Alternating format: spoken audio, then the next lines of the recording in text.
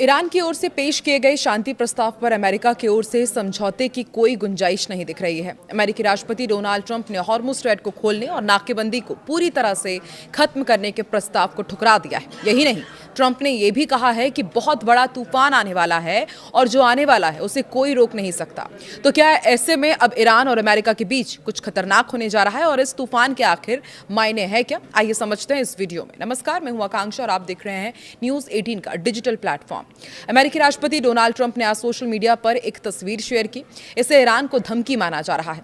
इस तस्वीर पर लिखा है कि तूफान आने वाला है और जो आने वाला है उसे कोई रोक नहीं सकता। वहीं ईरान के राष्ट्रपति मसूद पज़ेश्कियान ने कहा है कि अमेरिका की समुद्री नाकेबंदी कामयाब नहीं होगी। ईरानी बंदरगाहों को रोकने की कोई भी कोशिश आखिर में फेल ही होगी।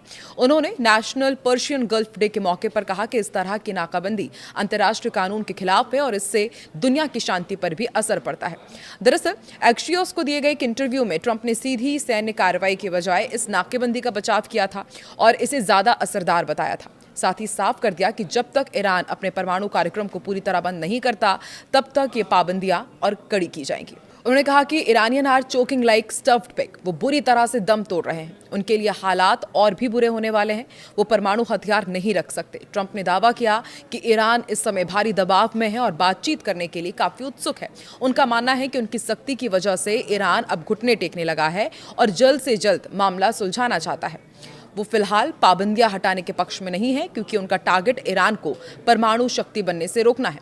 अमेरिकी राष्ट्रपति डोनाल्ड ट्रंप के मुताबिक नाकेबंदी अमेरिका के लिए एक मजबूत हथियार है जिसका इस्तेमाल वो ईरान से अपनी शर्तों को मनवाने के लिए कर रहे हैं। उन्होंने ये भी कहा कि ईरान समझौता करना चाहता है लेकिन वो ये नहीं चाहते कि वो नाकेबंदी जारी रखें, लेकिन वो नाकेबंदी हटाना भी नहीं चाहते, इसलिए वो नहीं चाहते कि उनके पास परमाणु हथियार हो। अब ऐसे में तेहरान की मांग क्या है वो भी आपको समझाते हैं। देखिए, ईरान की मांग ये है कि पहले उनके व्यापारिक रास्ते खोले जाएं, परमाणु मुद्दे पर बाद में बात हो। वहीं अमेरिका का कहना है कि पहले परमाणु कार्यक्रम बंद करो, तभी रास्ते खुलेंगे, तभी बातचीत आगे बढ़ेगी। अभी तक दोनों पक्ष ऐसी स्थिति में फंसे हुए हैं जहां कोई भी झुकने को तैयार ही नहीं है। ईरान का जोर इस बात पर है कि पहले जहाजों की आवाजाही पर लगी पाबंदियों को हटाया जाए, जबकि परमाणु कार्यक्रम से जुड़ी बातचीत को बाद के लिए टाल दिया जाए। तो वहीं दूसरी तरफ अमेरिका इस शर्त को मानने के लिए तैयार नहीं दिख रहा है। ईरान ने पाकिस्तान के जरिए फेज वाइज मामला सुलझाने का प्रस्ताव भी भेजा था जिससे पहले हॉर्मुज़ स्ट्रेट को खोला जा सके, लेकिन ट्रंप ने इस प्रस्ताव को ठुकरा दिया और उसके बाद धीरे धीरे समझौता करने का ये रास्ता फिलहाल बंद होता दिख रहा है। दूसरी तरफ मिडिल ईस्ट में जंग के बीच कच्चे तेल की कीमत $126 प्रति बैरल के पास पहुंच गई है।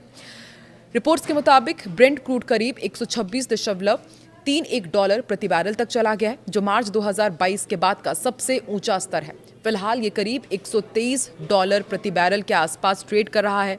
अमेरिका और ईरान के बीच चल रहे तनाव को लेकर एक एक्सपर्ट का भी बयान सामने आया है और उन्होंने ये साफ कर दिया है कि ईरान इतनी जल्दी हार नहीं मानेगा। दोहा इंस्टीट्यूट के प्रोफेसर हैं मोहम्मद अलमासरी। उनके मुताबिक ईरान कम से कम 2 से 3 महीने तक अमेरिका के दबाव को झेल सकता है और हो सकता है कि इससे ज़्यादा समय तक ईरान टिक जाए। उन्होंने कहा कि ट्रंप को लगता है कि दबाव डालकर वो ईरान को जल्दी झुका लेंगे, लेकिन ये सोच पूरी तरह से सही नहीं है। अलमासरी का ये भी कहना है कि ईरान खुद को मजबूत मान रहा है और वो लंबे समय तक इस स्थिति को झेलने की तैयारी में है। उन्होंने ये भी दावा किया कि असली सवाल ये नहीं कि ईरान कब तक टिकेगा, बल्कि ये है कि अमेरिका कितनी देर तक इतना खर्च और नुकसान सह सकता है। अगर ये स्थिति 2 से 3 महीने और चलती है तो इसका बुरा असर अमेरिका और पूरी दुनिया की अर्थव्यवस्था पर भी पड़ सकता है।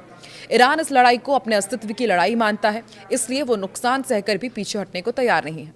अमेरिका और ईरान के बीच चल रहा तनाव अब ऐसे हालात में पहुंच गया है जहां न तो पूरी तरह युद्ध हो रहा है और ना ही कोई समझौता हो रहा है। इसे आसान भाषा में फ्रोजन कॉन्फ्लिक्ट यानी कि रुकी हुई लड़ाई कहा जा सकता है। और जानकार ये कह रहे हैं कि अभी कुछ समय तक ऐसे हालात ही रहेंगे, लेकिन बहुत लंबे समय तक ऐसा नहीं चल पाएगा। ईरान अपने बंदरगाह लंबे समय तक बंद नहीं रख सकता क्योंकि इससे उसकी अर्थव्यवस्था पर बुरा असर पड़ रहा है। वहीं अमेरिका भी लगातार इतनी बड़ी नाकाबंदी करना ज़्यादा समय तक जारी नहीं रख सकता। इसका मतलब ये है कि फिलहाल हालात ना युद्ध ना शांति जैसे बने रह सकते हैं, लेकिन महीनों या सालों तक ऐसा चलना मुश्किल है। आपको क्या लगता है अब आगे इस जंग में क्या होने वाला है? कमेंट सेक्शन में ज़रूर बताएं।